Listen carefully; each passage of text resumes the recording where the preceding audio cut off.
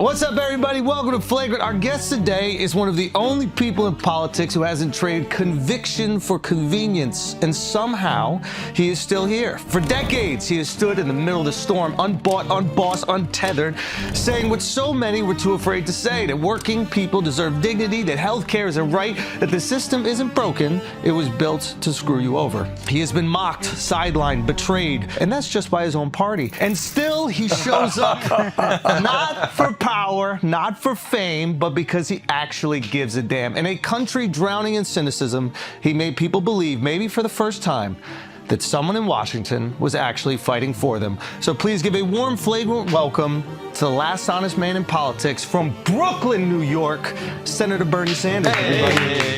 All right, I'm getting out of here. Okay?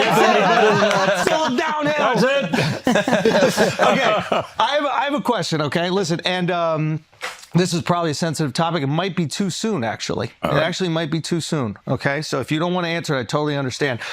In 1958, I think you know where this is going. Go ahead. When Walter O'Malley.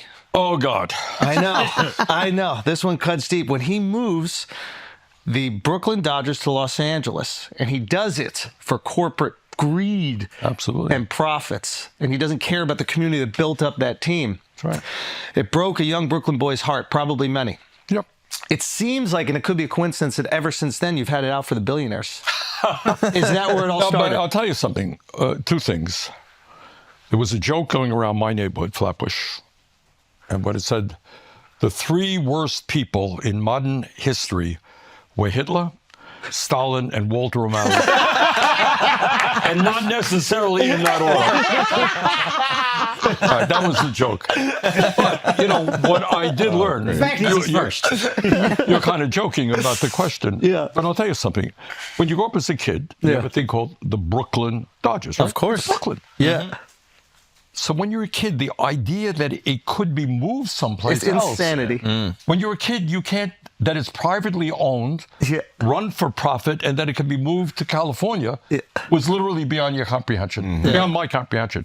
So it was a real shock. And if you're asking me, did that have an impact on my political views? It did, actually. It did. Because the Dodgers were a cohesive force in Brooklyn, bringing people together, Jackie Robinson, et cetera, et cetera. Yeah. So yeah, that had an impact on me. Really? So it all starts there? I don't say it all starts there, but I learned something from that.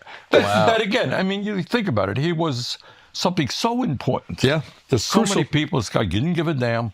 To make more money, let's go to California. And was it simple as that? Like there was just a Giants, better deal out there? There was a huge market out there in California, right? Right. Everybody, they can make more money. I think he starts baseball on the West Coast. Yeah, he and the Giants guy. That's right. That's right. Yeah. And was it, I don't know, I mean, we don't have to get too much into it, but I heard Robert Moses was pushing back a lot on rebuilding of a stadium. That could be bullshit. I don't know, but it doesn't matter. Well, that raises a whole other issue, but, you know, sports and professional sports and all that stuff. But, yeah, it was a big deal. That's your first exposure to corporate. And, you know, what you're seeing today, and it's something we haven't looked at enough, it's something I want to, is it hasn't really changed. Right. You have what is the function of professional sports? All of these teams are owned by billionaires. Yeah. And if Baltimore doesn't give you enough money, you're going to move someplace else. And no matter, you know, you break the hearts of kids, nobody cares. Can I ask you a question about that? Like, why is it the city puts up money for these new stadium builds and we don't get any of the equity in the team? That's very good. Well, now you're raising another question. I was mayor of Burlington, and Burlington, Vermont. We'd love everybody to visit us in Vermont. And we had no professional baseball at all. When I got elected way back in '81, I said, one of the things that I want to do is see if we can bring back... Move the Brooklyn Dodgers. Well, that was a little bit too ambitious. That's how you silence Bernie. Okay. But could we bring professional baseball? So we got to work on it. And we ended up getting I think it was a double-A team, very good team, in the Cincinnati Reds franchise. And we were talking hard about how we can municipally own it. And we actually... Oh, wow. Love it. Yeah, and we would have put public money into it. We would have made money off of it and all that stuff. We ended up losing it on the city council, but it was an effort that we tried to make. Anyhow, we brought the team in. It was really good for the community. But years later, they left, et cetera, et cetera. But the idea that taxpayers are putting huge sums of money. Hundreds of millions of dollars. Their school systems are falling apart. They're putting billions of dollars or huge sums of money to build these huge stadiums. These guys make a fortune. And then, 10 years later, they move out. And then there's this excuse that they all use. They're like, yeah, but we're providing jobs. It's like, yeah, so you could have a business that functions. You can't have a basketball team that functions without people working there. And you're not doing it benevolently. jobs are part-time, low-paying jobs, by the way. Right. So it's yeah. This whole thing of professional sports owned by a small number of very wealthy people is something that. What's the irony of that? You want to go to a Red Sox? We go to Red Sox games. You go to Yankee games. How much does it cost to take a family? If you're a husband, wife, 2 kids. Hundreds of dollars. Yeah. You buy a Coca-Cola, it costs you $5, $10, whatever it is. I mean, that's kind of crap. I mean, when I was a kid going to Ebbets Field in Brooklyn. You remember Ebbets Field? You know what it was? No, I'm a little bit younger than you. Yeah. I called himself a New Yorker. Ebbets Field was where the Dodgers played. Yes, of course. Yes. All right, you were kidding me. Yes, absolutely. So we used to sneak in and get 60 cents, sit in the bleachers. And during that period, a family could go to a game. Yeah. And now it's, pretty hard. Yeah. And that's unfortunate. It really is. Great athletes out there. People want to see them. Yeah. Can't afford it. And also, in that time, you saw Jackie Robinson play. Is that true? I remember. Yes, I did. What was the energy like in the stadium watching Jackie Robinson? What I remember about him when he was older. Different Brooklyn back then. Yeah. What we used to do is hang out after the games to see if we got autographs. And I remember him coming out. He had problems with his ankle or his foot or something. And he came out holding his shoes. Yeah. How'd you know it was Jackie Robinson? Hard one. But I mean, you talk about impact as a kid. We used to do, this is true. I mean, the Dodgers were like your family. Yeah. So I can tell you today, the Dodger lineup. How's that? Wow. Everyone here, Gil Hodges in first base? No. Jesus! What do you people do? I told you the educational system is falling apart here. We didn't learn the. All right. You can't name the Yankee starting lineup now. Gil Hodges is a great guy, very quiet guy. Later, he managed the Mets years later. Junior Gilliam, nothing. Yeah. Pee Wee Reese, shortstop. No, just making guys up. That name I know. He was, I think, very friendly with Jackie Robinson, right? Yeah. He really took him Yeah, under. the movie, they probably played it up a little, but he came from Kentucky. Yeah. He's a Southern, and at that point, a lot of racism. He befriended Robinson. Yeah. Third base was Billy Cox. Left field was Gino Mansky. Center field was Duke Snyder. Probably heard of Duke Snyder. Right field, Carl Furillo. Roy Campanella catching. Bunch of. So I can remember. Now, what's my point? I can't remember what happened yesterday, but I remember that stuff from a long time ago because it was an integral part of your life. Yeah. And what you remember. All right, the Dodgers are 2 games out of first place. Preachero is pitching. Robinson is batting, 308. If he gets 2 hits, we knew what the averages were. You learned arithmetic. Through baseball. Yeah, absolutely. I mean, I could, as a kid, most of the kids on the block could tell you how many games the pitchers had won, who they were playing. I think now we call that autism.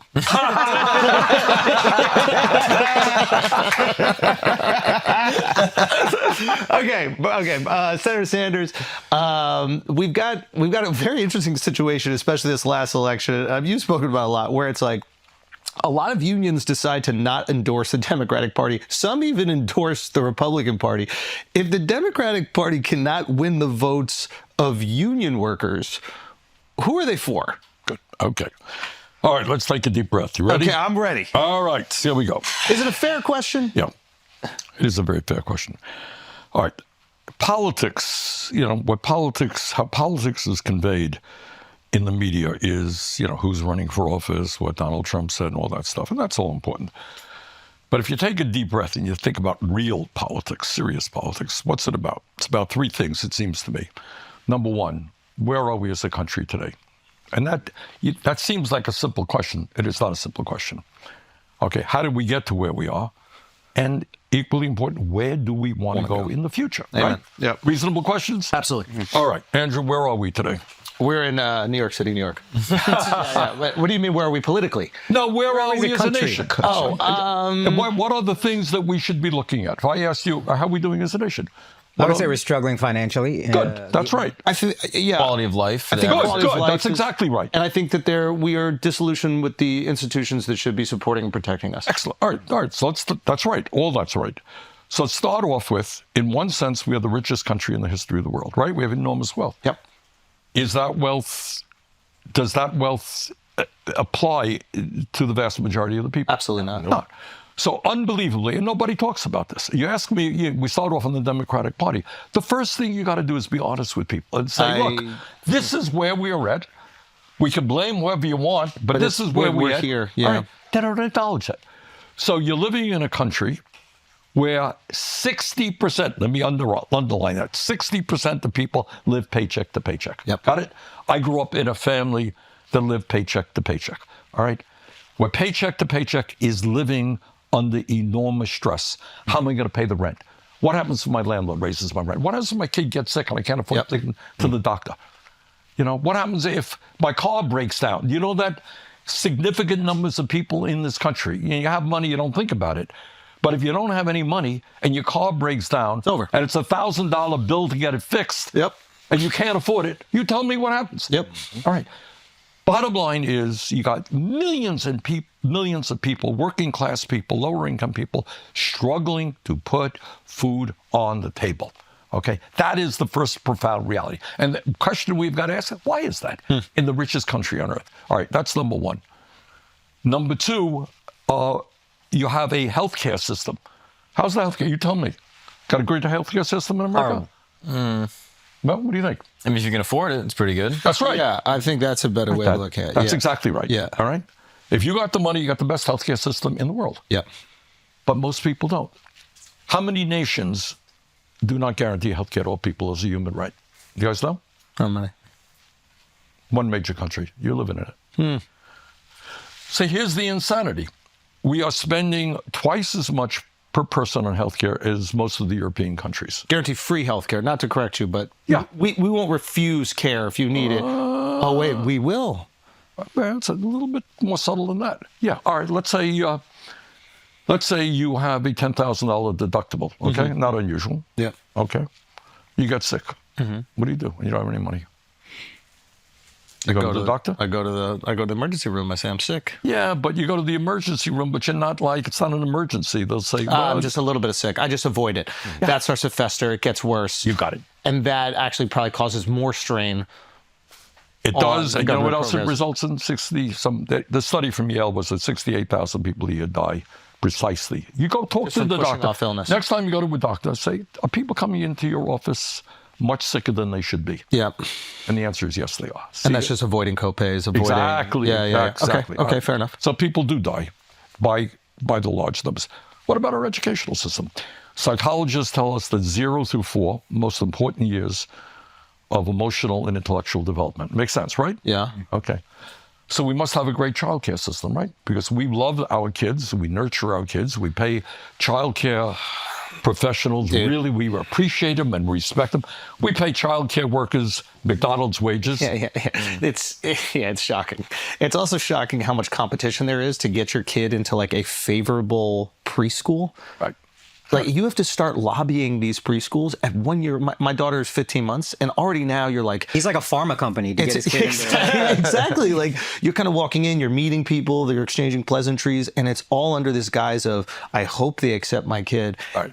Because you have a massive shortage. Yeah. And if people don't have any money, it is really difficult. And so I don't know what it costs here in New York City. You know, in Vermont, it costs $15,000, $20,000. So, if, you know, just... Imagine you have 2 kids, forget it. That's right, exactly. Forget it, yeah. Right, but again, take a deep breath and say, okay, if we as a nation understand that that's the future of America. Yep. We want the best. You would say, okay, we're going to have really great teachers for them. We'll treat these teachers with respect, pay them well. They're doing really important work. Yep. Taking care of your daughter is important stuff. Agreed. Okay? We don't. Public schools, I was talking to a principal in Vermont, in southern Vermont. They're starting teachers off at $32,000 a year. So kids, young people graduate school in debt. We're not getting the best and the brightest people. Do we respect, you tell me, do we respect education in this country? No, we don't really. What do you mean by respect it? Like that we say, man, you're going to be a teacher. That's really educators. I don't think educators get close to enough respect. We give them a lot of platitudes. Yeah. Oh, how noble of you. Say we respect them. But we don't treat them with respect. But we don't feel the same way as if they're like some finance bro or something like that. Exactly. Yes, yeah. Just to that point, take a look at it. Harvard College, one of the best colleges in America, something like 5% of the graduates will go into education, and they're not going into public education. Of course not, yeah. 50% will go to Wall Street. They'll go to consulting. You make a great point, though. If college loans are so expensive, they don't even have a choice to go into education. So is there some sort of system built in where, like, if you choose to go into education, that there's a way that the loan will be forgiven? Something like that. Yeah, there are small programs. They have something like that. But that's a good idea. And again, I'm not making this up. I'm sure there was some system like that. But I imagine, like, maybe back in your day, that there was a version where, like, highly educated, not highly educated in terms of a master's program, but like people that went to elite universities before they went and got their master's or their doctorate spent some time educating. Was that commonplace? I'm not sure. I don't recall that. But like, if there was a way to incentivize that, that might be right. Of course, that's right. But what we have to do, give you an example, and what also bothers me is we don't look at what goes on around the rest of the world. You know, we kind of think that we're an island unto ourselves. What we should be doing is what is working around the rest of the world. So you take a country like Finland. To be a teacher is a big deal in Finland. Wow, you're a teacher. It's like being a doctor in this country. You know, people respect them. They're well paid. They have a lot of autonomy, etc. But all that I'm saying here is that if you look at the fundamental institutions in America, healthcare, education, childcare,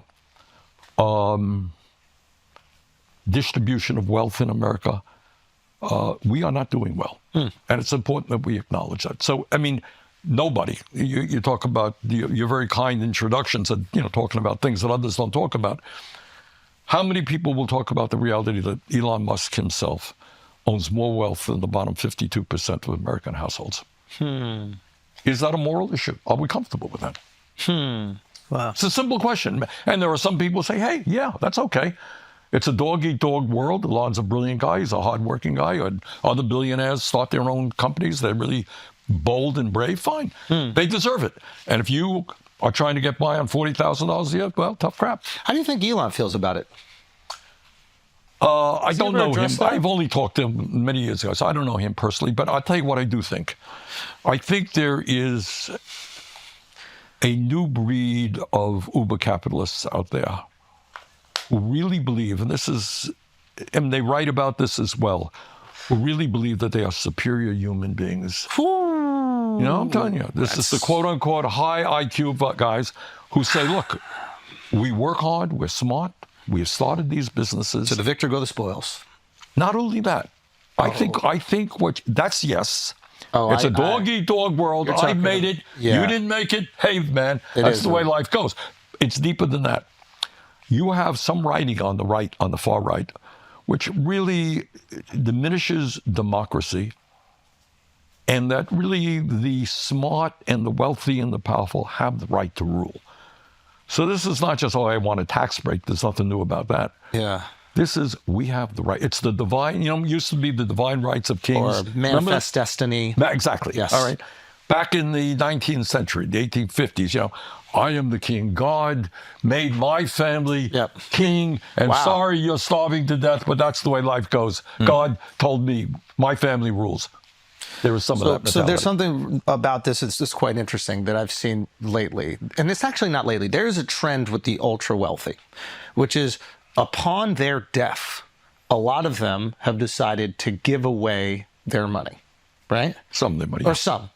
Okay, some of the most prolific, right? Or as they get closer to death, they're like, our goal is to give away all our money. Okay, which seems to tell me that they think that there is an issue with them having all that money. If they truly felt entitled to it, like, it seems to me it's an admission that they agree with you. They're like, it's kind of wrong that we should just keep all this in our family. We should probably not have it. Now, they're not, it's almost like Benjamin Franklin freeing his slaves on his death. He's like, he's like, this is wrong, but I don't want to leave it until, I might need some shit and my back hurts. But what do I do? And so when you see billionaires do that, right, or this elite class that you're talking about, do that, is there a part of you that goes, you're getting it. Why don't you do that maybe 40 years earlier? No. Okay.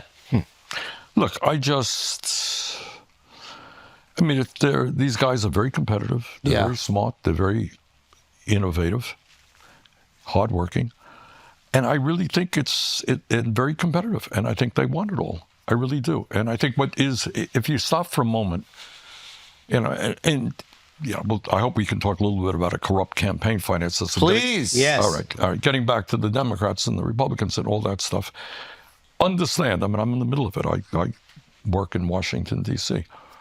So you're just using Musk again as an example. He's only one. I don't mean to pick on Mr. Musk, but the guy contributes because of a broken and corrupt campaign finance system, which as a result of Citizens United Supreme Court decision, you're familiar with that, allows billionaires to start super PACs. Can you really quickly just tell the audience exactly what it is? Because I feel like we hear these words like Citizens United, and a lot of people, like, we just... And super PACs. Yeah, so we just kind of pretend that we know what it is. Okay. But... we have the First Amendment that says you have freedom of speech. Of course. Okay. So wealthy individuals, in a case called Citizens United, I don't remember all the details, basically said, look, we had at that point, Citizens United, I think, is 15, 20 years, that decision from the Supreme Court decision. So people go into the court and say, look, I have a First Amendment right to tell the people of America how I feel about an issue or a candidate. Absolutely. I don't like Andrew, and I want to spend $20 million on television ads telling people what a jerk he is, okay? Making me feel like Jamal Bowman. All right, that's another story. All right. And the Supreme Court says no.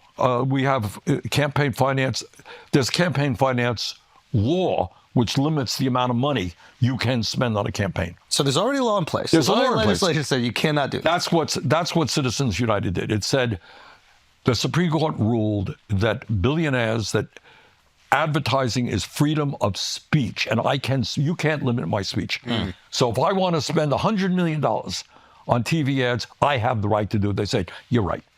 So the issue is democracy versus billionaires being able to spend unlimited sums of money. Supreme Court went with that. And then the form it took was what's called a super PAC. You start an organization, Americans for Freedom, okay? And billionaires can put as much money as they want into that. That organization then runs ads on television. It does political stuff. That's what it's about. So bottom line, though, most importantly, is if you are a billionaire, you can put as much money as you want into a super PAC. And in Musk's case, he spent $270 million to help Donald Trump get elected president. Do Democrats have billionaires putting money into super PACs? Absolutely. All right. What does that mean in real life? This is what it means. Right now, we're dealing with a bill called the Reconciliation Bill. It's a fancy Washington term for a very big bill, which will have a lot of stuff in it. In any case, if a Republican stands up and says, you know what, in the House of Representatives, I don't like this bill because, it's giving tax breaks to very wealthy people and it's going to cut Medicaid and cut nutrition programs. It's a bad bill. What do you think happens the day after that Republican stands up and says he opposes it? Those super PACs organize and they primary out those politicians. Exactly. Now, and how effective is that? It is enormously effective. If you have, right now you're a Republican. Yeah. You got to. Wait, what? All right, no, I don't mean you. I mean in general. It's going to go viral. All right. So you have two elements. Trump is enormously popular within the Republican base. Yeah. Elon Musk has unlimited sums of money, right? Double whammy. Double whammy. So it is very hard for any Republican to sustain to stand up and authentically speak their mind. All right, guys, let's take a break for a second talking about these billionaires. Let's find a way where we can get invested in the system that's made them incredibly wealthy. You don't need to be rich. That's the reality. Acorns lets you get started with the spare money that you've got right now, even if all you've got is spare change. You don't need to be an expert. Acorns recommends a diversified portfolio that can help you weather all the market's ups and downs. And they're going to put that together for you, okay? They're going to take out all that frustration of trying to pick the winners in the stocks. You're not doing this on a day-to-day basis. You're not trying to compete with these hedge funds. What you're doing is investing in your future, letting compound interest work to you over decades, okay? That's the idea of investment. Everything else is gambling. So I'm telling you right now, if you want to sign up and you want to join over 14 million all-time customers who have already saved and invested over $25 billion with Acorns, plus Acorns will boost boost your new account with a $20 bonus investment. That offer is available at acorns.com/flagrant. That is acorns.com/flagrant to get your $20 bonus investment today. Remember, this is a paid non-client endorsement. Compensation provides incentives to positively promote Acorns Tier 2 compensation provided. Investing involves risk. Acorns Advisors LLC and SEC registered investment advisor. View important disclosures at acorns.com/flagrant. All right, guys, let's take a break from this incredibly thoughtful and important discussion about our futures to talk about hard cock. I want to let you guys know, I realize how absolutely absurd and ridiculous it is to have this ad. The oligarchs don't want you to have hard dick. No, that's facts. The oligarchs want all the hard dick for them, okay? But it shouldn't just be for them. It should be for all of us. And the thing that's going to bring it to you is Blue Chew. Blue Chew, same active ingredient that's inside Viagra, Cialis, whatever. We don't even mention them, okay? We don't even mention them, okay? All the blood is in my dick right now. I can't even think. BlueChew.com. You're going to get your first month's free. All you got to do is pay $5 shipping. Free healthcare. Free healthcare right there. That's what Blue Chew is marketing. Okay? All you got to do is go to BlueChew.com, use the promo code FLAGRANT. You pay that $5 shipping, and they're going to send you your first month for free. Visit BlueChew.com for more details and important safety information. And we thank Blue Chew for sponsoring this podcast. This one in particular. Let's get back to the show. Give you another example because I don't want to. I'm an independent, right? Caucus with the Democrats. Democrats are better than the Republicans, to my mind. But Democrats. All right, I happen to believe that providing more military aid to Netanyahu's extreme right-wing government to do the horrible things that are going on in Gaza right now, as you may know, as we speak, it's horrible. Absolutely. Children are starving to death. Absolutely. Malnutrition, growing, and all that stuff. All right. I introduced legislation to say we're going to block the sale of certain military weaponry to Israel. I got 15 Democrats to support me. I got 0 Republicans. Why do you think more Democrats didn't support me? Because if Democrats support me, they will have to take on AIPAC. You mentioned Jamal Bowman. Yeah. Well, that's what you're talking about. They what they spend, like 15 or 20 million to get him out of there? Exactly. This is up in Westchester, too. You got it. Okay. Cori Bush in Missouri, St. Louis, was defeated. A woman in the state of Washington, Pramila Jayapal's sister ran. So if you want to speak out against Netanyahu's government and oppose military sales, AIPAC, which is also funded by billionaires who support both Democrats and Republicans, so we'll go after. How can they do this effectively? Like, how can they sway a vote if the people don't support the idea? You know how you do it? How? This is rather amazing. Great question. You don't talk about the issue. Oh, you make that person so radioactive. Yeah. Right. They didn't talk. When they went after I was up in Westchester. Now you're undermining the democratic process. I was up in Westchester campaigning for Bowman. Yeah. And I supported Cori Bush as well. To the best of my knowledge, and I'm 99% sure I'm right, they didn't say one word about Israel. Wow. The argument was he's a bad Democrat or whatever the usual negative advertising. Didn't talk about Israel. So this is quite interesting because if a group, like if a super PAC was honest about what they were raising against, for example, they spent that $20 million specifically defending their position on Israel, I wonder if we would be more amenable to that because that is the issue at hand instead of using funding to make this person radioactive, which they might not exactly be, and undermining. It is duplicitous. You're undermining the people, and that's where you remove. Wow, that's a very good point. All right. I think they should not have unlimited amounts of money. But your point is, hey, if that's what your goal is, be honest about it. And I say this with you because you raise money not from a few billionaires, but like you guys raise, what is it, Sunrise and then Democrat Justice or Democracy Just. There are these groups that are a little different than super PACs, but they are raising money on a grassroots level. We do. But you are being honest about what you're raising money for. Exactly. You're right. So your point is right. If somebody says, look, I love Netanyahu, I think they're doing a good job, you oppose him, and I'm going to oppose you for that reason, let's be honest about it. Exactly. But you know what? I think one of the reasons they don't do that, you know why? Because it wouldn't be supported. That's right. So is there any solution beyond getting Citizens United overturned by another? That's a great question, man. Thank you. You're asking really good questions. We're working on it right now. And here is, without going too much into the weeds, we need to end Citizens United. That's not going to happen tomorrow. But what you can do is within the Democratic Party or the Republican Party, you can have rules that says, you want to be the candidate of the Democratic Party? Well, guess what? You tell and this is again tricky, you announce very clearly you do not want any super PACs supporting you. And by the way, if super PACs support you, for every dollar they put in, we're going to put another dollar in supporting you.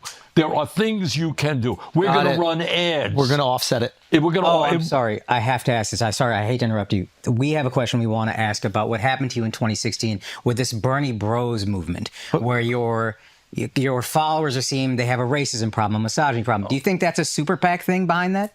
That was the Democratic establishment. That was the. Wow. Okay. That was just, they were sitting there. We had a lot of young people. We had people of color, and they create this kind of myth with the help of the corporate media and all that stuff. It's kind of interesting to that note is during this election, the podcast space, which the Democrats largely avoided, they feel had some influence in the election, and they started to label us the podcast bros and said that we were sexist and we were racist and bigoted. It's almost like it's the exact same strategy to get you out of there. Yeah, that's what the liberal elite China does. They run away. Look, again, I would hope that everybody who's watching the program is that we as a nation have got to end all forms of bigotry, right? Yes. That I start off as a basic assumption. Unless it's to your close friends, right? Yeah, whether it's racism or sexism, homophobia, or xenophobia, whatever it is. And liberal Democrats talk about that all the time. And then you get to what we call identity politics. Yeah. That you're black, you're wonderful, you're tremendous, you're gay, you're the greatest human being on earth. Yeah. And rather than say, what do you stand for? Exactly. You're gay, that's fine, who cares? Yeah. But what do you stand for? Yeah. Is every gay person brilliant and wonderful and great? No, of course not. Everybody's a human being. Yeah. So the issue is what you stand for, which gets you back to what we discussed earlier, class politics, in the sense of which side are you on? Are you going to stand with working families? Are you going to raise the minimum wage to a living wage or not? Are you going to fight to guarantee health care to all people or not? Are you going to demand that the wealthiest people start paying their fair share of taxes or not? Those are the issues. And no one cares what color you are, what your gender is, et cetera, et cetera. I'm sorry. I do feel like vowing to stop taking super PAC money is a great first step, but also being an honest politician. You put up a bill to stop the sale of weapons to Israel, and there's no amount of money AIPAC can spend to not get you reelected. And I feel if we had more honest politicians, then courageous ones. Yeah, you raised. This is a very this is a good discussion. Why are you shocked? I am shocked because I do a lot of stuff. And you're asking questions that are not often asked. This episode has been promoted by Walter O'Malley's Foundation. All right, it's a painful issue. I mean, because I deal with it every day in Washington. You're running for office. If you, in your heart, understand what's going on in Gaza right now, and again, it's almost painful to talk about it, the United States is complicit in the starvation of children as we speak right this moment, okay? Mass malnutrition, etc. And you say, that's wrong, man. And I'm not going to give Netanyahu another nickel, but I know that the day I say that, AIPAC is going to pour a huge amount of money. So what's the choice you have? The choice you have is, okay, they're going to throw a lot of money at me, but I'm going to make this a major campaign issue. Ooh. I ain't going to run away from it. Yeah. What do we stand for as a nation? And I'll tell you something, getting back to the Democratic Party, what the Democratic establishment people say, well, Gaza, it's an issue out there, but it's not the main issue. It's not the pocketbook issues, more important. Healthcare is more important. But you know what? I'll tell you this is my own view, is what people have a sense, consciously and unconsciously, if you are turning your back on starving children in Gaza, why the hell am I going to trust you on anything? It's a great point. Is that a fair point? I think it's a very fair point. I think if you turn your back on starvation in general, especially if you're complicit in it, I think that's where a lot of, at least voters feel like there is some sort of separation. And if you make them realize that there isn't, right? If we are protecting or funding That's or right. rewarding this in any way, You got it. then you are complicit. But I think voters feel like they're too derivative from it. They're like, oh, well, that's not exactly what I'm voting for. And I do think, not to undermine those other issues, but like I do think the kitchen table issues, or I think those are incredibly important. And I think the more that people are struggling internally in our country, the less of a concern we have externally. Sure. So it is a tough balance. If you make your entire campaign about Gaza, the people in whatever small area that you represent will go, hey, listen, that's horrible what's happening over here. You're right. You're but we're exactly struggling right. too. So don't forget about us. You got it. You got it right. So how do you balance those two? Well, that's what politics is about. I mean, you make. I feel like you've done it well. I feel like you talk way more about internal issues I do. than external ones. I do. And Gaza then becomes a moral issue that you cannot run away from. Right. But at the end of the day, we have to ask ourselves, why are we where we are? And it's a funny thing. I was talking to my staff when we were driving in today and reviewing. There was I think it was Pew, P-E-W. They do these studies. polls? Yeah, they do things. And they asked the question, I may be a little bit wrong here, but they said they do it. And they say, are you better off today than somebody in your situation, middle class, whatever you are, were 40 years ago? That's the question. Yeah. What do you think the answer was? This is an insane statistic. I've seen this research. They're like that people are making inflation adjusted the same wage that they were making 50 years ago. I don't mean that. I don't even mean statistically. I'm It's going actually beyond that. emotionally. Are you better off than somebody? How do in you your feel? Do position you think 40 years ago? somebody in No. your condition was living better 40 years ago, or are you living better today? Yeah, I think the average person would say no. That's right. And that's an astonishing. All right. Let's go through the economics of it, and then we'll go through the broader issue. Economics. This is an amazing fact. And again, it's something that people don't talk about because you got a lot of the Republicans want to make change. It's almost always the wrong kind of change. And the Democrats want to maintain the status quo, which is unsustainable. Yeah. That's what the choices that people have. Yeah. All right. But sometimes if the status quo is horrible, any change looks better. And I think that's Which is why Donald Trump is the president. That's what I think a lot of Democrats don't understand. Like, you've been very critical. We're lifelong, I can't speak for everybody, but like I grew up in New York City, I'm a lifelong Democrat, and we were very critical of the Democratic establishment. And it was through the lens of, hey, you're not addressing the concerns of the people. And by doing that, we were framed in a way that I think, and we continue to be framed in a way I think it was very unfair. Oh, you don't know nothing about being framed. It's a I don't feel sorry for you. I'm sorry. But it's just a refusal to look in the mirror. That's exactly And right. it- yeah. All right, here's a fact. This is an astounding fact. Nobody talks about it. And this is the other thing. More important than anything else is people want to say, do you know what is going on in my life? Yeah. And if you don't talk about that reality, no one's going to trust you at all. Yeah. Yeah. All right, fact. But let's call people Latinx, Bernie. That's right. That's right. That's the issue. All right. Over the last 52 years, I may be off a little bit here, but more or less I'm right. Over the last 52 years, there's been an explosion in technology, right? Mm-hmm. This stuff that we're looking at did not exist. Every worker in America is more productive, correct? Absolutely. Correct. Okay, computers, etc. How much have real inflation accounted for wages increased in that 52-year time? Obviously, with all of that worker productivity increasing, Nothing. we must be making a lot more 0%. money, right? Nothing. 0%. Zero. Yeah. In fact, there's an argument it's a little bit less in real housing costs, healthcare But costs. because TVs are cheaper, you think that you're living a more luxurious But lifestyle. take a deep breath Yeah. about that fact. Yeah. What does it say? Meanwhile, during that same period of time, there was a massive, according to Rand Corporation, not a socialist organization, there was a massive transfer of wealth from the bottom 90% to the top 1%. But Bernie, surely they're paying taxes on all that new profits right. they're making, right? Right. And They're surely not. that- Right. But that is getting back to this important issue, which I kind of started, what is reality? So if you're the average worker out there, Yes, sir. you're seeing people on the top getting phenomenally rich. You're no better off. And by the way, the likelihood is your kid is going to be worse off than you are, right? Yeah. That's a tough reality. Why is that? Who the hell is even talking about? A, why is that? And B, what the hell do we do about And it? I think that was the appeal of Trump, is he appeared to be talking Absolutely. to us. Exactly. Whereas Democrats are kind of condescending and ignoring it. All right. Essentially, Democrats say, status quo is working okay. We're going to tinker around the edges, make a little bit of a change here. Trump says the whole It's goddamn horrible. system is broken. Yeah. What he said, I will fix it. Yeah. Well, his solutions will make it worse. But he at least acknowledged that the system is broken. Democrats often don't. They don't acknowledge it. And there's a lot of finger wagging, or at least recently. I didn't feel that when I was growing up, but at least recently there's a lot of finger wagging. And then there's almost like this detachment from working class people, which is really sad because you'll see them echo certain sentiments. They'll be like, look at the Biden stock market. And it's like, guys, 50% of Americans aren't even invested in the fucking stock market. Like, you're so detached from working class people, you don't even know the talking points to make them feel good about the economy. Right. So how Can't do even you, lie to them properly.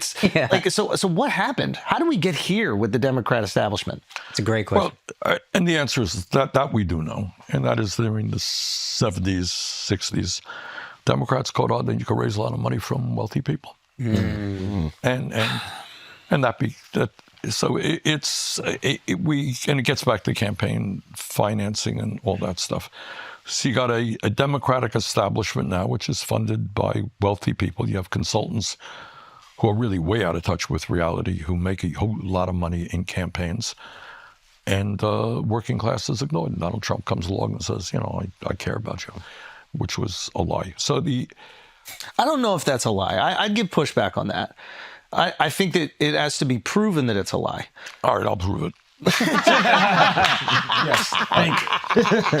And you're right. I could look through rose-colored glasses, but the idea, I think that when people are struggling, anybody who goes, "Hey, I'm going to help you out," like I'm sure when Obama, I remember the impact of Obama. Change. He ran on reform and he ran on hope, right? Yes. He ran on this idea of we're going to make it better for you, instead of Kamala seemed to run on this idea like, "Hey, it's good. We're going to keep doing the exact same thing." Right. Which is a losing strategy. You got it. So that was her bloody consult. I mean, I know Kamala. She's a friend. She's very smart. That was what her bloody consultants told her to say. I begged them. I'm just between you. Why can't she push back? Like at a certain, you're right. Look, there's no argument. And this is the problem I think a lot of voters had, is like they didn't even know if it was her. We didn't even know if Biden was president. We didn't even know if these were her talking points. And we felt that over the last 4 elections, Democrats, we felt that we didn't have a say on who could be president. We talk a lot about the Republicans being autocrats and oligarchs and taking over democracy, but from the Democrat perspective, and I'm a lifelong Democrat, I felt like the Democratic Party completely removed the democratic process from its constituents. And I think they need to have some accountability of that. No argument here. I donated for you. I mean, I wanted you to, like, 2016, I was like, this is going to happen. This guy's going to do it. And it felt like they stole it from me. And I'll be honest, it broke my heart when you supported them. Look, but you have, in the world that I live in, you got a choice. And I mean, a lot of people, including my wife, agree with you. But, you're down to a choice. Is it going to be Hillary Clinton or is it going to be Donald Trump? Not a great choice. But it ended up being him anyway, so why don't we burn it down? Well, because it's easy to say burning it down means that children are not going to have, food to eat, that the schools will deteriorate, people will not have health care. I got it. And I'm an elected official. I got to represent the people. That's fair. And I can't turn my back on. But then could we not also say, if ostensibly there hasn't been a fair primary for the Democrats since 2008, are they not also a threat to democracy? Yes. We often hear... Fair enough. That is, yeah, I'm not going to argue with that point. And that's why I'm proudly an independent. What we're trying to do now, and I will just reinforce the point both of you made. The hatred that we felt in 2016, 2020 from the Democratic establishment. I'll give you an example. We would do rallies and we have thousands of people, often young people of color coming out, working class people coming out. They were great, full of energy. Yeah. And then we'd go to Democratic Party events. There'd be a few hundred people, mostly older, whiter, wealthier. And you saw the clash. And the establishment did not want to open the door. They hated the idea that all these people whose hands were a little bit dirty, who didn't have PhDs or weren't wealthy, imagine walking in, it's my party, man. You ain't getting in. Yes. We will fight you in the most ruthless ways that we can. And that's the struggle. Are they going to open the door, or are they prepared to lose elections, literally, and maintain the status quo? Go down with the Titanic. So Do you think you're forcing the door open? Because it seems like that's what's happening right now. Exactly what we are trying to do right now.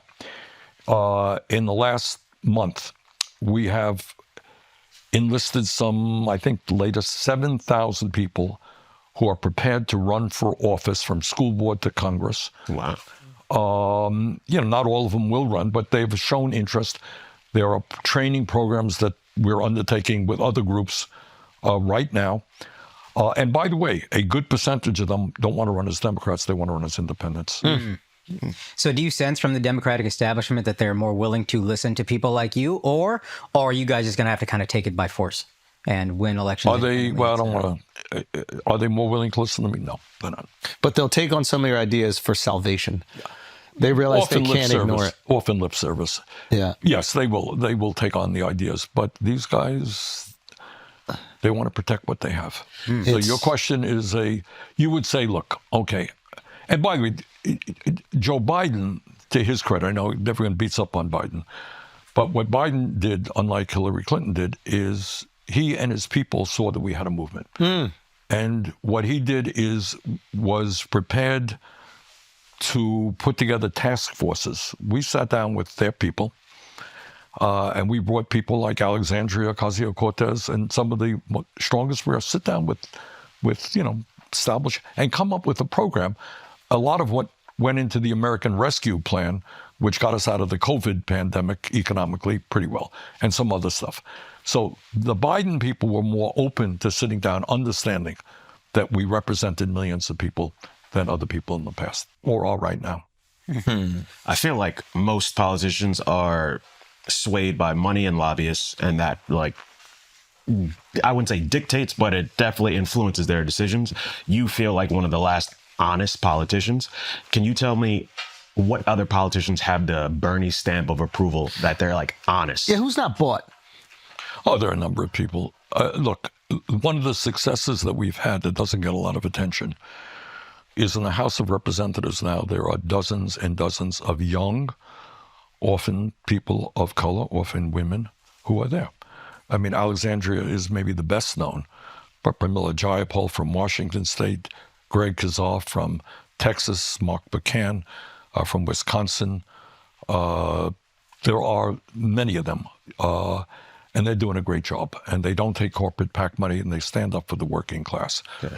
By the way, guys, this episode has also been brought to you by Stake, okay? Stake is the leader in global betting in U.S. social casinos. Bet on top sports and political events and use the promo code FLAGRANT for your welcome bonus. Okay, we know we got the NBA playoffs cooking right now. You know that we're going to have some elections coming up. If you want to get busy and get some skin in the game, you know where to do it. Stake has got your back. Remember, use that promo code FLAGRANT for that welcome bonus. Now let's get back to the show.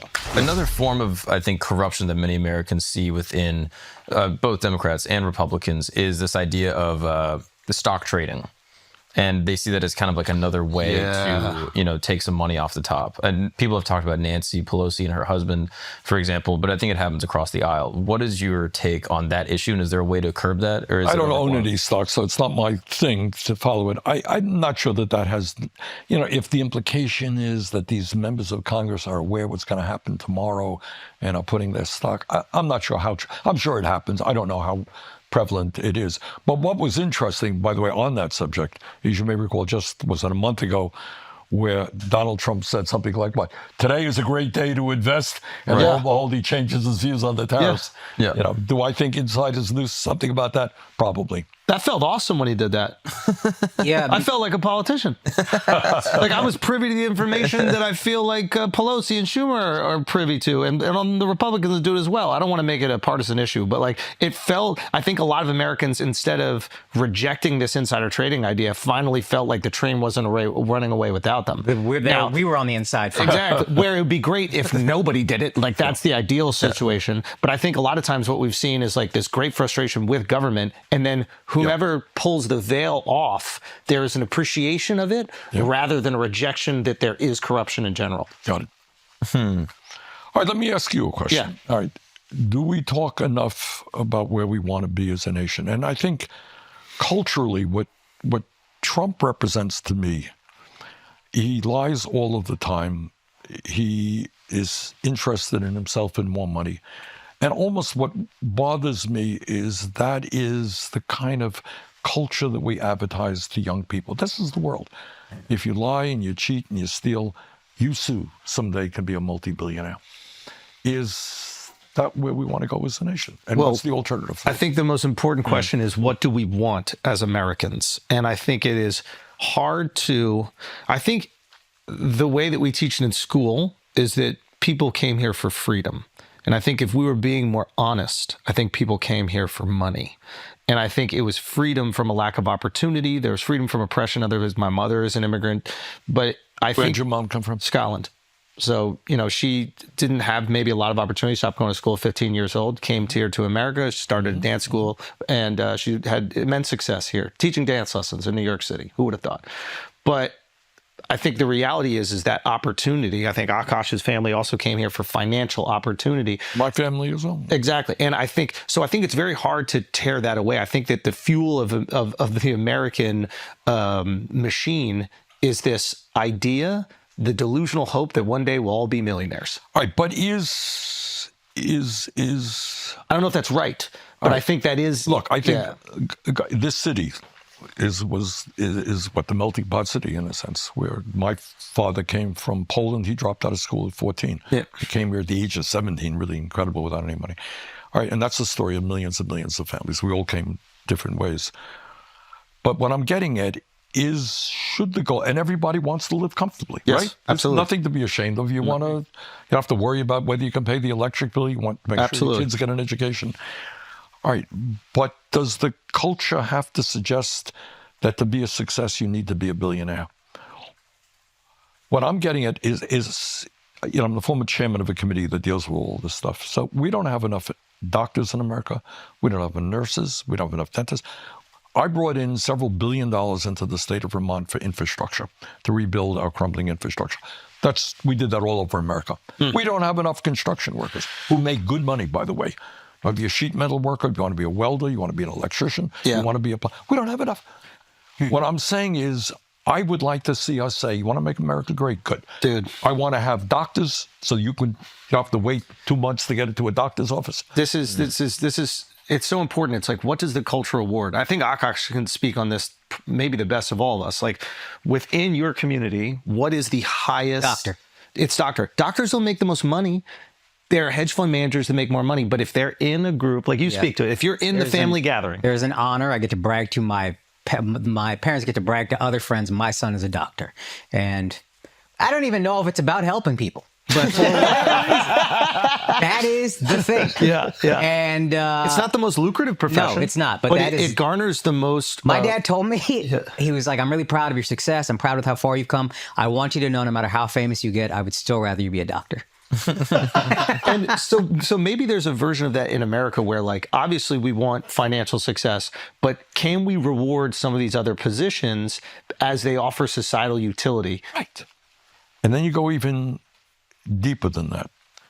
And that is, then now you're going really deep, is you get into the issue of human happiness. All right. These guys sit in Wall Street, they get up, 4 o'clock in the morning to see what the stock market is in Japan, and and they make zillions of dollars doing crap. I mean, what's the usefulness to society? Yeah. And you got a kindergarten teacher here in New York City who is nurturing and making life better for some low-income kid, right? Yeah. Right. Who's doing more important work? I mean, the teacher, without a doubt. Yeah. There's no question. The problem is that we're not rewarding those positions. Right. And if we did reward them, like if it was this great honor to hold these certain positions, which I still do think doctor is. Yes. But I think they're few and far between. And first of all, doctors make a lot of money, so let's not act like they don't. But I think they're few and far between positions that don't make a lot of money, but still command immense respect in America. I do think that we are tied to the dollar, unfortunately. And how do we change that? And that's exactly the question. I mean, again, getting to it seems to me, you talk to, I'll tell you, so we do a thing in Vermont. It's called the Burning Buzz. It's a newsletter that goes out. Did an interview with a woman who works in a nursing home. God knows what she makes. It's not a lot of money. Yeah. Okay. And she talked about her satisfaction helping seniors, fixing their hair, doing their nails and all that stuff. And the pride. She's a religious woman. Okay. And the pride she had and how she feels good. I want us to feel good about doing good stuff. Yes. not just ripping off other people. I don't want to be. But the problem is much deeper than a Donald Trump to give some pushback. Yes, I agree. Gordon Gekko is celebrated as a hero. The character Exactly. of Wall Street. No, yeah. I grew up listening to rap. I still love it, but it's all about excess wealth, being rich, being billionaires. It doesn't matter how you get the money. Doesn't matter if it's honorable or not. When we were growing up, there was a million movies about, and there's a lot of criticism for this, but like some teacher who's well off that goes to the hood and really commits to like revitalizing that school, right? And initially the teacher's not accepted, but then the teachers see that, so the kids see that he's like a good, or she's like a good force on humanity, and it's really rewarded. I don't think they make those movies anymore. I think it's a bunch of Gordon Gekkos, right? And or every Marvel movie is about, you know, an Elon Musk, you know, character type, which is, you know, Iron Man is Tony Stark. So yeah, the culture is clearly rewarding whatever makes you money, and I don't want us to completely get away from that. I think like success is important, ingenuity and innovation is important, Absolutely. but there has to be something else that's important. Exactly. That's what I'm saying. So how do we do that? How do we instill that? That's the kind of discussion. Girls got to start sleeping with teachers. But this is the kind of discussion we need to have as a country. And it gets back to this thing, you know, this blew me away, this Pew poll about whether you feel better off. And it's and we got diverted a little bit. It's not just economics, whether you're better off inflation accounted for dollars today than you were 40 or 50 years ago. It's more than that. It's, do you feel part of your community? All right. Or are you feeling isolated and alone? You're spending half your time on the goddamn cell phone. Yeah. Right. And you know, how do we? I mean, the craziness is we have more potential wealth now with all of this exploding technology. So we don't have to be working 50 or 60 hours a week. We can be thinking about what does it mean? Should we be dealing with the economic issue? Should everybody have a decent standard of living in America? Can we do that? The answer is yeah, we can. Mm-hmm. Do you think it's realistic to effectively tax billionaires in a way that still encourages innovation within America? Yeah, I do. I happen to believe that we should not have billionaires. All right. So you want to get rich, fine, get rich. How much do you need? All right. Yeah. So I would have a very steep tax. 999 million. Something like that. Yeah. You want $1 billion? All right, maybe 900 million. But we want to change the culture around. You know, I talked to Bill Gates. They did an interview with him on Netflix, and I said, Bill, you know, you're worth $1 zillion. Were you motivated as a young man with the dream that you become a zillion? He said, no. He said, I love computer programming. That's what I loved. Right. That was his passion. Then he ended up making huge amounts of money. So, you know, I don't begrudge people making a lot of money, but I think there should be a limit to how much you make. And also, and then getting back to economics, is we are looking at a nation today not only with massive income and wealth inequality, but incredible concentration of ownership. Want to hear a fact? Yeah. You got 3 Wall Street investment firms, BlackRock, State Street, and Vanguard, yeah. who combined are the major stockholders in 95% of the corporations in America. Go look at your favorite corporation, see who owns it. It'll be one of those. Who's the major stockholder? They'll be there. What do you think about that? That's power. What is the impact of that? Like, how does that power wielded? It means that you have 3 entities with boards of directors who have significant control over every major corporation in America. What that means is, do they stay in America? Do they go abroad? Do they pay their workers a decent wage, or they treat them like crap? That's what it means. Enormous power in the hands of 3 Wall Street firms. So what's interesting is when you start to get any kind of money, they'll tell you, put your money in a Vanguard. Yeah. Is that good for America? Because it seems like to us, this is how you get to participate in capitalism. Right. That's right. That's your retirement goes into Vanguard. But that's one thing. But the other thing is that Vanguard, State Street, and BlackRock have enormous economic power, which is not a good thing. And they're not using it benevolently. They're not. They're using it to make more money. So the issue is that we got to take a look at is we got to ask questions that I got to tell you in Congress is very rarely asked and in the media is very rarely asked. In the wealthiest country on earth, should everybody have a decent standard of living? Americans, yes and no. Yes. Some people will say, no, hey, it's a tough world out there. I'm sorry. I'm smarter than you. I work harder. My dad gave me a lot of money. You don't have it. Tough crap. At least they're honest. Yeah, that's what some people will say. Yeah. Most people will not say that. Right. most people say, you know what? Yeah, I don't think anybody should be sleeping out on the street. I don't think anybody should not be able to go to a doctor. That's what most people say. Okay? What does that mean in terms of practical politics? It means, among other things, that we need an educational system which is very strong, from childcare to graduate school. All right? You want to become, your dad wants you to become a doctor, but if you want to become a doctor, you may leave school $500,000 in debt. You know that? Absolutely. All right, does that make sense? We need doctors. Should we, as the richest nation on earth, say, good, you want to be a doctor, you want to be a nurse, you want to be a dentist, we need you desperately, tuition free. We love you. Yeah. Do it. Because we desperately Subsidize it. Yeah, of course, subsidize subsidize. Absolutely. If we need more engineers, don't make the education so expensive. Exactly. We need it. And we need more engineers. And also, like, I wonder if there's a certain point in time where if you squeeze the consumers of your products so much, they won't be able to buy them. So isn't it in the best interest of these, you refer to them as oligarchs, but isn't it in the best interest of these oligarchs that they make sure that life is fruitful enough for the people that are going to consume their products?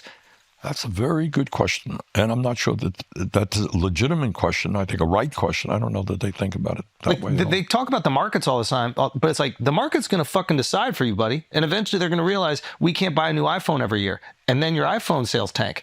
Or we could create a system that in some way is, I don't know, and again, this is way smarter than me to figure out, but like that in some way allowing people Slightly more equitable. Yeah, it's just like making enough money. And I don't know if Henry Ford did this, but of course in the lore you always hear like everybody on the line could afford a car. Right? Like you would like to believe that everybody that is, working 40 hours a week can afford the average goods that the American consumer will want to buy. I don't know how we do that. And I don't know if it's through that taxation. is the debate. Good. And that is the honest debate that we should be having as a country. And can we bring these billionaires, can we bring these oligarchs into that conversation? And they're clearly brilliant, right? Many of them. Obviously, there's a bunch of them that are just Nepo babies. And I'm curious your thoughts on like the Nepo babies, the trust fund kids who have taken along, taken up politics and are finger wagging at people who actually work for a living when they've never had a real job. I'm curious your take on them being so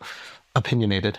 Yeah, well, I echo what you're saying. It's some of these folks were born with huge amounts of money, think that they have the right to be telling everybody else what they can be doing and have enormous power. Guys, let's take a break for a second. We got to keep our energy up. There's a guy 83 years old. He's knocking it out the park. We got to do that as well. And we're going to do that in many different ways. One of them is with Black Rifle Energy. They just dropped a game-changing energy drink called Black Rifle Energy. It comes in 4 different flavors with 200 milligrams of naturally sourced caffeine and 0 sugar, okay? I'm telling you right now, every purchase you make with Black Rifle helps them continue to give back to the veteran and first responder communities. They are veteran-owned, and they are looking out for those people. They also have the best premium coffee sourced from award-winning farms around the world, then roasted right here in America, so your coffee is fresh when it hits your mug. So right now, you go to blackriflecoffee.com, use the code FLAGRANT for 30% off today.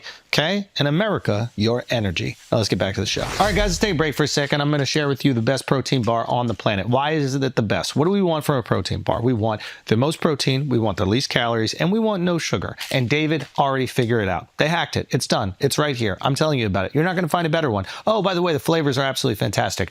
The David Protein Bar has 28 grams of protein, only 150 calories, and 0 grams of sugar. You think something with this protein to calorie ratio would make you sacrifice on taste, right? No, not at all. I mean, this one right here is absolutely delicious. The red velvet one, amazing. Go check out all the flavors. Dave is also available in stores in New York City. So if you're in New York, stop by your local bodega, get your protein fix. I'm telling you, they're absolutely fantastic. You should go get them, but you don't only have to get them in New York. Some of you are not from New York. So David comes in these 6 delicious flavors, and they're all worth trying. Also, if you buy 4 cartons, you'll get a 5th one for free. So if you're curious, try it for yourself at davidprotein.com/flagrant. Now let's get back to the show. I want to bring it back to something you mentioned, the hyperinflation of college tuition is something that you don't hear talked about a ton. But growing up in a family where the more degrees you have, the more respected you are, it seems as though it's getting to the point where you brought up where the product is not worth the cost. College, having an undergraduate degree, it's not worth how much you're going to make in the long run. If we're not at that point, we're getting very close. Yes. Is there a solution to that? What would you say to that? I would love to hear your thoughts on that. Well, I happen to think that education itself is something that should be a lifelong pursuit. My wife tells me this every day. I mean, and I don't mean to be romanticize it, but learning is a pretty good thing, Yeah. And I tell my grandchildren that, in school sometimes almost discourage them from learning, They got rote things. I hate school, Grandpa, So I think learning is important. And I think we probably have to, in this day and age, revolutionize education. But I personally believe in my soul is if you want to get a graduate degree, we need you. And you shouldn't be going in debt. There should not be impediments. We've got to figure a way to fund it. But bottom line is anybody, I want to say to every kid in America, you're interested in physics, you're interested in science, you're interested in engineering, you're going to do it. I don't care what your income is. We will, in one way or another, you're going to achieve that. And you know why? Because as a nation, we need you. You hear a lot of these people saying, especially folks that are attached to these big corporations, like America doesn't have enough engineers. America doesn't have all these things, so we have to go hire abroad. It's like, well, I don't know. Maybe if you had access to billions of dollars, there's something that you could do to make sure that we could grow them here. Now, I'm not putting that 100% on them, but you would hope that there would be some sort of benevolence that would recognize a problem here. Not benevolence, it's self-interest. Ooh, so reward their own selfishness. We need engineers. Yeah. All right. We need people who know how to build tunnels. Yeah. All right.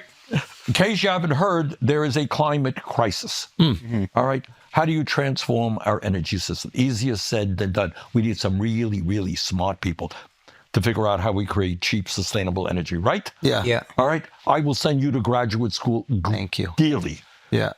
He needs it. We need badly. You. We need you. Yeah. And that's what we should be thinking about as a nation. And as far as subsidizing that, do we have room in the budget? And where's the best place to pull it? Subsidize. What does that mean? We're subsidizing this bill right now, the so-called reconciliation bill, Trump's big, beautiful bill. We got 200 in the House. The Republicans putting in $235 billion over a 10-year period to go to the top 0.2%. So if your billionaire father is going to leave you money, the exemption is now up to a married couple of $30 million that you don't have to pay any taxes on. So this goes to the top 0.2%. Do we have enough money? This is what you got to get in your head. We have enough money in this country to do any goddamn thing you want to do. In this particular budget, we're now spending $1 trillion on the military. They want to spend $150 billion more. We're spending more than the next 9 nations combined. So what we're doing is giving tax breaks to the rich, spending more money on the military, and then we're going to cut Medicaid. So the way in this country, literally, and by the way, when I say these things, they're not radical ideas. All right, how much does it cost to go to college in Sweden? Nothing.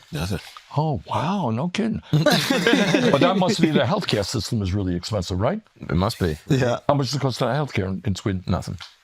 Oh, my God. Nothing. Childcare must be really off the wall. How much is that? In other words, if you start off with a value system that says we're going to use, and there are rich people in Sweden, believe me, but it's a value system that says, look, we're in this together as a people. We want the best educated people. We want our kids to do well. We want everybody to have health care for a lot of reasons. Sweden does it. Norway does it. Finland does it. The pushback we often hear is the population in America is too big to support this. Is That's that bullshit. true? That is just that is the pushback. And we're a multicultural, multiracial, and they're Not kind of a homogenous. homogeneous. Yeah, so what? We're richer than they are, as a matter of fact. Well, Norway is particularly rich. They have a lot of oil money, but we can do it. So here's my suggestion for that. I think if a single state provided universal health care, let's say, for example, Vermont, and they prove that it could be done, they would put so much fucking pressure on every other state to do it. It's like legalizing weed. Yeah, exactly. We've seen it happen with weed, right? Like one state does it, starts to make a lot of other states, oh, maybe we should do it. People are only incentivized by their own salvation, unfortunately. How do we prove that? Which state is going to go make it happen for them and then make New York look embarrassing? We have all this wealth and we can't provide health care to our citizens? Well, I think you make a very good point. The problem is the people in the insurance industry and the drug industry understand that as well. So they're not dummies. They understand, oh, geez, Vermont managed to provide free health care to all of their people. that will become a model for the rest of the country, and we're up the creek. So they fight it tooth and nail. And how do they fight it? Like, for example, what are they doing? God, Jesus. Right, Look, in a small state, you buy the, you just have lobbyists there up the kazoo and put advertising on. I ran it. Look, I'm an advocate of what we call Medicare for all, expanding Medicare to cover every man, woman, and child in the country. Yes. All right. Oh, and the argument, we had 30-second ads. Bernie Sanders wants to raise your taxes outrageously. Take away the health insurance that you have. Well, what they forget to tell you is that you're not going to be paying any more out-of-pocket, any more deductibles, any more premiums. You're going to get higher wages because your boss doesn't have to spend a fortune on health care to cover you. They forgot to tell you that. So it's like your taxes go up $6,000, but your health care yearly cost goes from $12,000 to $0. That's right. So you just save $6,000. All right. And the healthcare system, don't get me going on that one. We're spending twice as much per capita as the people in Sweden who have a better healthcare system than we do. Why? Yeah. Well, maybe coincidentally, insurance companies, made, what did they made? I think it made $70 billion last year. Yeah. Drug companies that charge us the highest prices for drugs made $100 billion. So it is a healthcare system designed to make what? Drug companies and insurance companies rich. How do you keep the quality of insurance, high, or quality of healthcare high? Because anecdotally, I hear from people in the UK and Canada, their healthcare is not very good because it's, I guess, subsidized. The UK is under a lot of pressure right now, and that's true. And that's a political decision. They got the same factors that would impact the state. The big money interests are putting a lot of pressure trying to destroy the UK healthcare system, and its quality is going down. Although it is still a very beloved institution in England. In Canada, there are waiting lines. It ain't a perfect system by any means. But don't believe all the right-wing stuff. In Canada, if you ask the people in Canada, do they like their healthcare system as opposed to America's, theirs come out much better. Yeah. Speaking on healthcare, Trump recently signed an executive order to lower drug prices. How do you feel about that? You believe what you saw in the paper? Not quite. There's no way you've been living in Vermont for 50 years. That accent's not going nowhere. What he did is say, we're going to give the drug companies a certain period of time to tell us how they're going to lower drug prices. And if they don't, we're going to do A, B, and C. We're not quite sure what A, B, and C will be. But the likelihood is that A, B, and C will be thrown out in the courts because the president doesn't have a right to tell companies how to fix prices. It just coincidentally, Bobby Kennedy, the secretary of HHS, was before the committee that I'm the ranking member of. And I asked Bobby, and I said, look, President talks about substantially lower prescription drug prices. You do. We're going to introduce legislation that will do just that, right? And will you work with me? He said they will. So to answer your question, the president talks a lot. Don't believe what he says. We're going to put him to the test. We are going to bring forth legislation that would make sure that Americans don't pay a price any higher than people around the rest of the world. We'll see if they come. So isn't a better framing of that, not to be contentious here, but like, isn't a better framing of that, hey, Trump is saying this thing we agree on. We agree with you, and we're going to hold you to your word instead of you're a liar. That's what I'm doing. Well, if I didn't say it, that's exactly right. Yeah, like I think that's like, because sometimes we get caught up in this partisan shit where it's like sometimes both sides agree, and it'd be nice if we at least get drug prices lower. Trump's idea of substantially lowering prices is exactly right. It's exactly what I fought for years. Yeah. Okay. So if Trump is willing to work with us, we'll do it. Absolutely. I mean, do I think he will? Probably not, but I may be surprised. And then if he doesn't, let's hold him to his word, and let's make sure he puts a pressure on those same senators that he would have primaried. Exactly. Like, this is what you're saying you want. You get your senators in line, right? Actually, I don't know if you're like infringing on the democratic process by saying to do that, but like, it would be really great, especially those of us who have like older parents who are really relying on these drugs right now. Yes. But don't get me going on the drug industry. Well, I kind of want to get going. We want you to get going on everything. Well, I got to get going to the airport to get a plane, as a matter of fact. But we'll fly you private. All right. There you go. All right. Look, you got a pharmaceutical industry that makes $100 billion in profit last year. We had a guy before the committee, CEO of a major company, makes $50 million a year. They do stock buybacks. So, it is and meanwhile, the same medicine that you buy in this country, whether it's Ozempic or Wegovy, whatever it may be, is in some cases 5-8 times more expensive than it is in Canada or in Europe. It's insane. It is insane. Of course it's insane. And they do it because they can do it, because we are the only, you know why they do it? All right, question. You know how many paid lobbyists there are for the drug companies in Washington, D.C.? Take a guess. 200, 500. 15,000. 1,500. All right.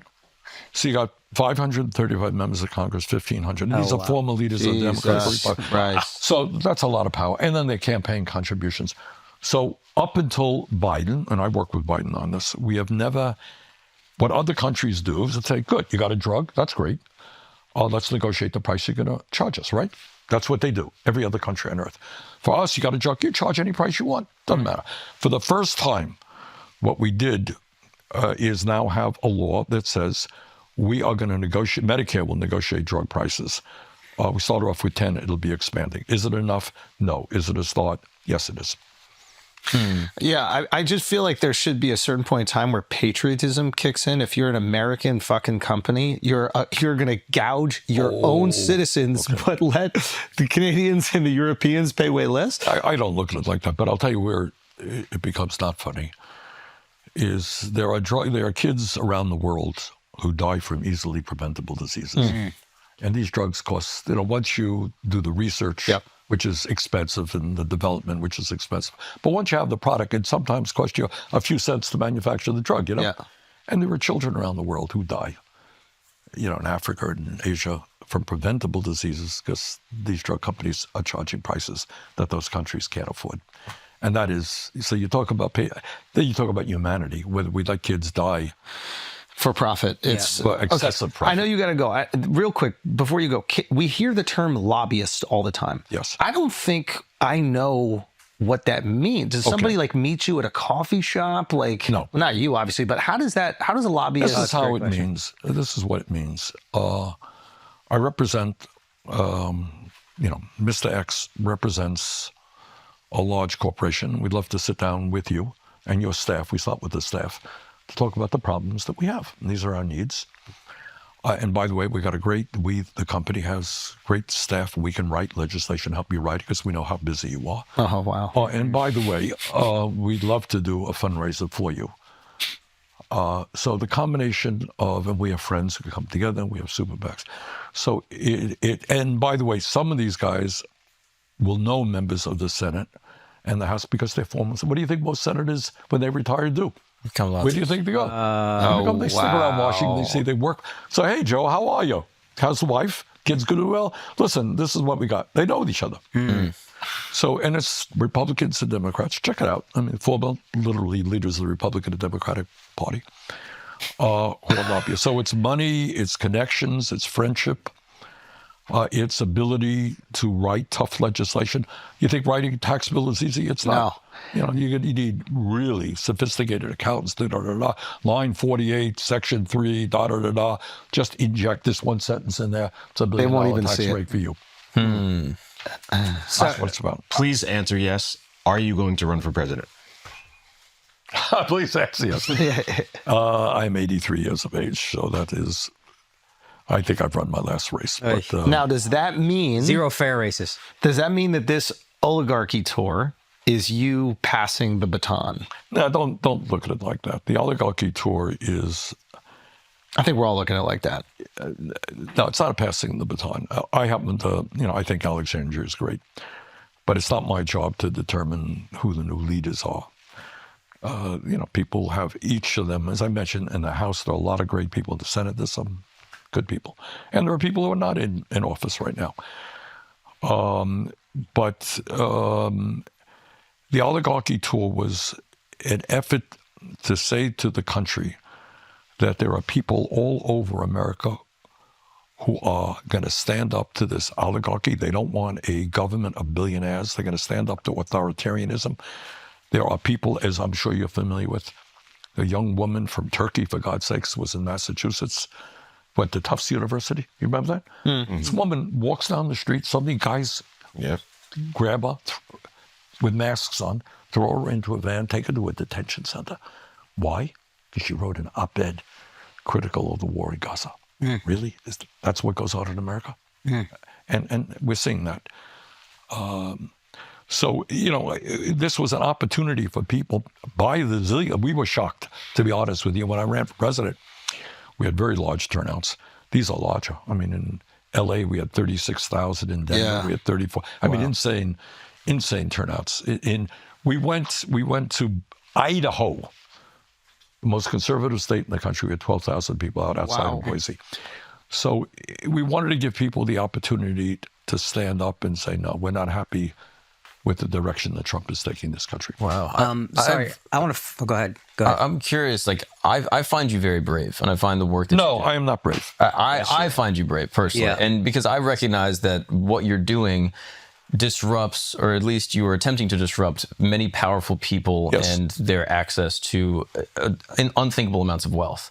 So I'm curious, in your work and in your political career, have you ever felt that your personal safety was ever threatened?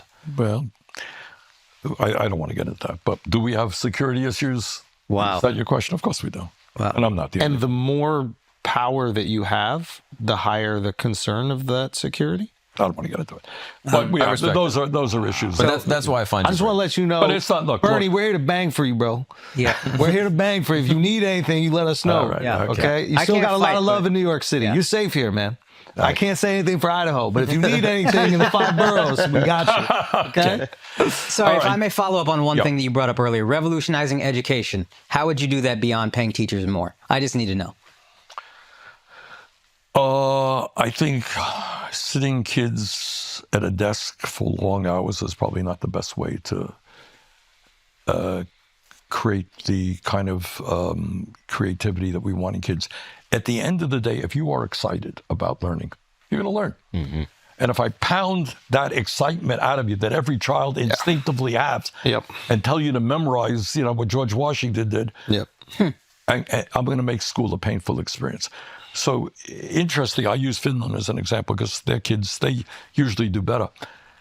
Their kids, they allow their kids to be kids, to play a lot, to socialize a lot. But you got to keep the spark alive. And once that spark is alive, curiosity is alive, learning takes place, the rest takes place. So I think you need a revolution in that sense of the word. And also, of course, the financial barrier should be eliminated. I don't care if you're low income, you want to become an engineer, you'll be able to do that. So those are some of the things. Before you leave, how can people who feel like your message has really resonated with them today help? Help you, help the cause? Yeah, look, we are trying to do something which is very, very difficult. And I think we're having some success, and we've had some success, is, come to our social media. We have a Senate page and we have a campaign page, more political. We are supporting and will be supporting more progressive candidates running for Congress, Senate, and so forth. And I will tell you, think outside of the box in your own lives. These are unprecedented times, and we've got to respond in an unprecedented way. And you think, and each and every one of us is different. You don't want to run for office, fine. What else can you be doing? Help people form a union. Become involved in education in a way you did not be involved before. You think it through. But we need more participation. We don't need what the system really, and this I've experienced, I've seen it a million times.